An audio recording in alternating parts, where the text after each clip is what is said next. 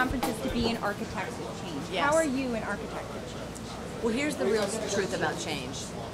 You've got to cozy up to it because it's either going to break into your life and then how you react and respond may not be great. But if you're expecting it, set a seat at the table, pour it a cup of tea, and deal. Because change is all we can really count on. And as women, for us to really empower ourselves to be architects of change, to be masters of change, then that means we have to really know ourselves. And that's the message here at this conference, is be who you are. And how can the everyday woman, the mother, the wife, the teacher, how can they live that in their everyday life? Well, I think the first thing is we create our own reality with our thoughts.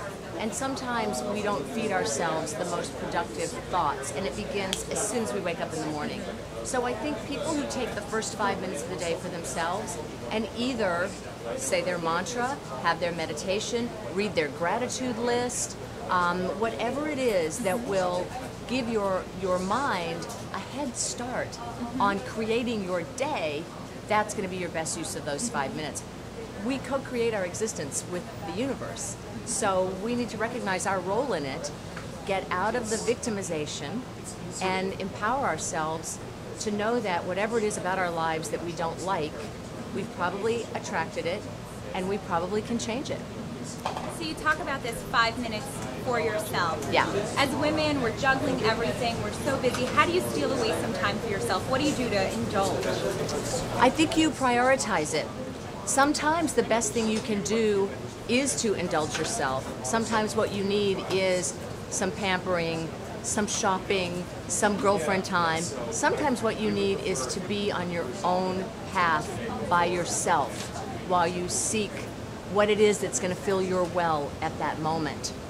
It's just the way we put our jobs first, our lovers, our husbands, our children. We put all these people first, and we forget to put ourselves on the list at all. And it's very true, mom ain't happy, ain't nobody happy. So we have to take our oxygen first before we help the other people in our lives. And that's what we say at our foundation. We have a support centers for caregivers called Lisa's Place. And we do a lot of coaching there. Our coaches are always reminding the guests to take their oxygen first, because stress that comes from not caring for ourselves, not only will you have a lackluster complexion and dull hair and you'll get fat and all of those awful things that affect your physicality, but there's heart disease and high blood pressure and sleeplessness and lack of sex drive and all kinds of things because we allow ourselves to get hit by stress. So the best protection against that is to value yourself enough to know that you're worth those few extra minutes to put it at the top of your priority list. And finally, today is a very inspirational day. So who inspires you, both at this conference and in your life? It kind of comes in categories. Eleanor Roosevelt is a huge inspiration for me because of her being a change agent in the world and because of her courage and her ability to share what she learned during her lifetime. Also on my list, in terms of the power of girlfriends, I look at Diane Sawyer, whom I love, and Robin Roberts. Both of them are spectacular women.